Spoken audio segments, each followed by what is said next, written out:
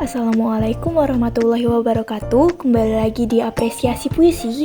Kita akan membandingkan syair Abdul Muluk karya Raja Ali Haji dengan puisi balada Terbunuhnya Atmo Karpo karya W.S. Rendra. Selamat menyaksikan. Nah, ini adalah syair Abdul Muluk karya Raja Ali Haji. Bisa sama-sama kita baca. Syair ini menceritakan tentang Raja Abdul Hamid Shah yang memerintah kerajaannya dengan bijaksana. Kemudian ada saudaranya yang namanya Abdul Majid juga memerintah di bawah hukum kakandanya yaitu Abdul Hamid Shah, dan ada pula istri sultan, dan ada juga seorang saudara laki-laki istrinya yang bernama Mansur, bijak juga dan menjadi wajid besar. Ketika permaisuri sedang mengandung, Baginda Raja meninggal dunia. Setelah Baginda Raja meninggal dunia, lahirlah anak mereka yang diberi nama Siti Rahmah. Kemudian Siti Rahmah ini diasuh oleh raja selanjutnya. Dan dalam mengasuh, raja selanjutnya itu tidak ada pilih kasih. Dia samakan dengan mengasuh anaknya yang bernama Abdul Muluk. Untuk syair Abdul Muluk ini saya ambil dalam bab satunya. Nah, kemudian selanjutnya kita akan menganalisis unsur penilaian puisi. Yang pertama, tema mayornya. Tema mayornya itu adalah tentang kerajaan, tentang silsilah-silsilah raja dan permasalahan dalam kesultanan tersebut. Kemudian tema minor. Tema minornya itu ada 3. Yang pertama itu adalah kerajaan, kemudian silsilah, dan juga kelahiran. Nah, untuk pola liriknya saya sudah analisis ada 49. Pola baitnya ada 13 bait, kemudian rimanya ada 14 karena ada satu rima yang tidak sama, yang harusnya dalam syair itu ada rimanya AAA, dan di sini rimanya ada ABBB, yaitu yang akhirannya H dan II. Kemudian setelah rima kita akan ke diksi. Diksi ini adalah pemilihan katanya. Yang pertama, gagah berani bijak bestari. Yang kedua, memerintah di bawah hukum kakanda. Yang ketiga, tetaplah kerajaan duli yang gana. Yang keempat, sangatlah mengasihi dagang sentri. Yang kelima, permaisuri hamilah nyata. Yang keenam, dimakamkan baginda dengan selesailah. Yang ketujuh, dipeliharakan oleh duli baginda. Yang kedelapan, sedikit tiada berbeda. Yang kesembilan, baginda pun kasih tidak berperi. Yang kesepuluh, bersuka-sukaan sehari-hari. Yang kesebelas, yaitu penuh sesak dagang sentari. Jadi diksinya ada 11. Kemudian amanat tersirat maupun tersurat. Amanat tersiratnya yaitu kita tidak boleh berpilih kasih terhadap siapapun karena semua itu sama di mata Allah. Kemudian yang tersuratnya yaitu seperti dalam kutipan, baginda pun kasih tidak berperi. Kemudian sedikit tiada berbeda. Kemudian gagah berani bijak bestari. Lalu kabarnya masyhur segenap negeri. Jadi untuk total keseluruhan dari unsur penilaian puisi yaitu 95. Kita lanjut ke unsur penilaian fiksi. Yang pertama, tokoh dan penokohan. Dalam syair ini ada 9 tokoh.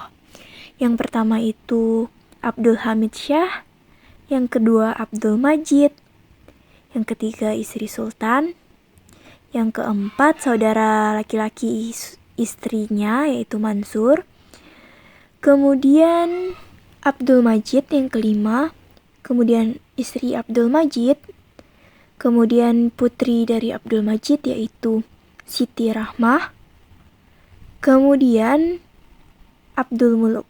Alurnya ada 4, yaitu permulaan tentang pengenalan tokoh-tokoh, yang kedua ketika Abdul Majid meninggal, yang ketiga ketika melahirkan istri Abdul Majid, Yang keempat, ketika anaknya sudah lahir dan dibesarkan oleh Baginda Abdul Hamid.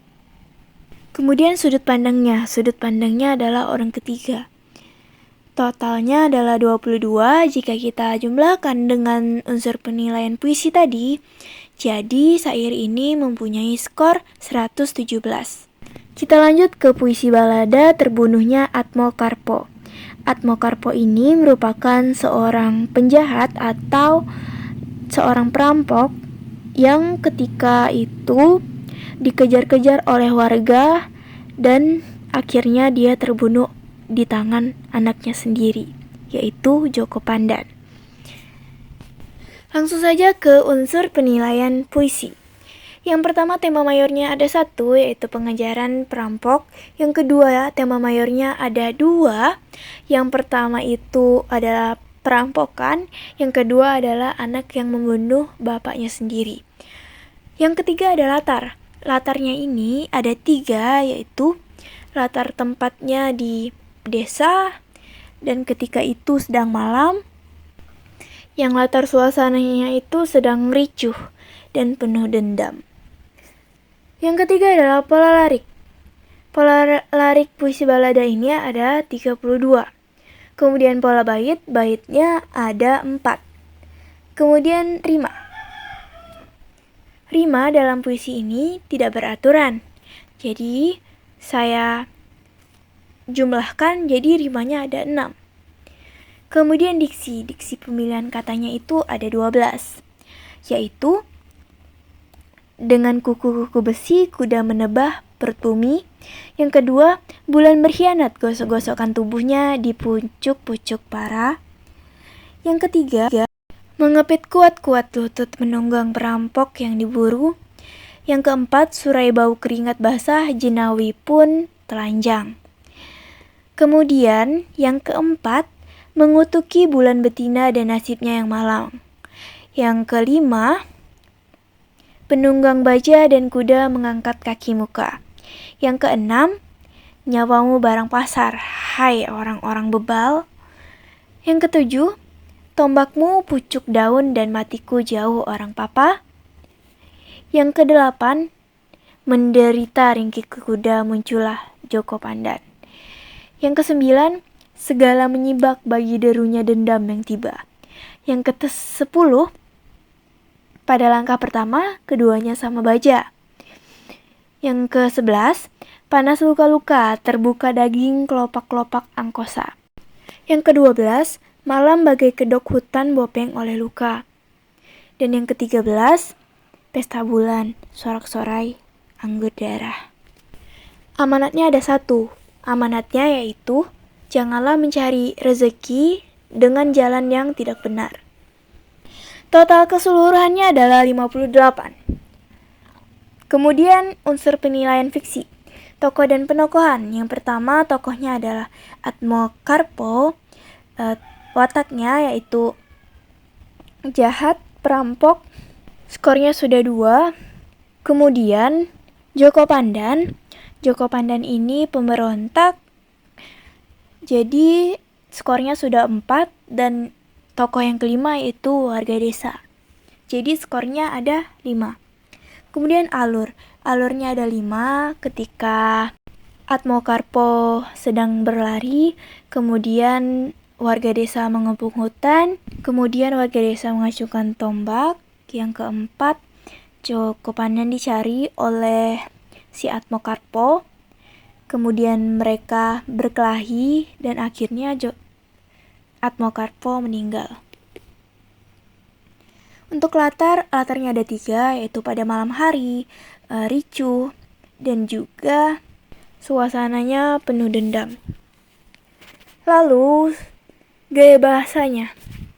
Bahasa yang digunakan lebih modern dan juga menggunakan majas-majas. Jadi gaya bahasanya ada 2.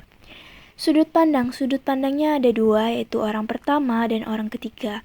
Orang ketiga pembikin puisinya, dan orang pertama yaitu Atmokarpo ketika dia mencari Joko Pandan di mana dia. Jadi total unsur penilaian fiksinya ada 23. Kita gabungkan ke unsur penilaian puisinya, jadi total keseluruhannya adalah 81, di mana puisi balada ini lebih tidak tertata daripada puisi syair klasik yang tadi, yaitu syair Abdul Muluk. Karena rimanya tidak tertata dan juga baitnya juga tidak tertata. Nah, terima kasih telah menonton.